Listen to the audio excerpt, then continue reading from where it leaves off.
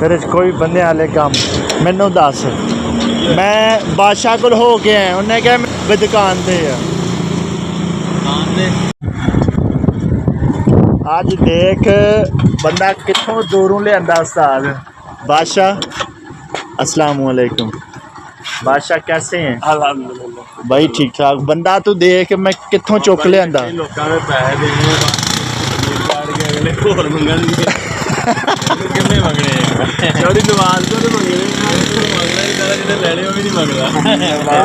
सारे पता वा कि नवाज इदा दा है नहीं ऑन द स्क्रीन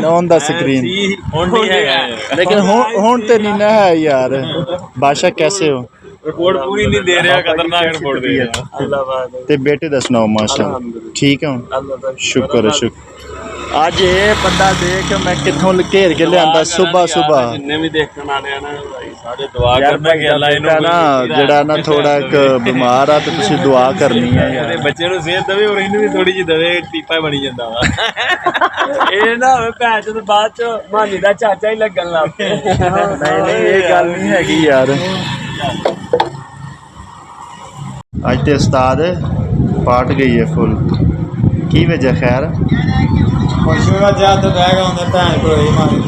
डायरेक्ट दस यार अब मैनू डेली कहता सीगा ना पाट गई है अज पाट गई है ना ट्यूब तुहाडी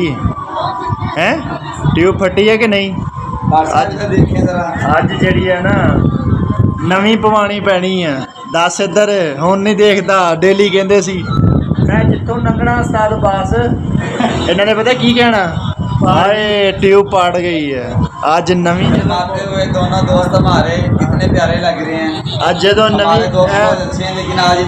जो जो नवी पवाणगे ना उदों पता लगेगा भाई देखी इधर ये प्रूफ है।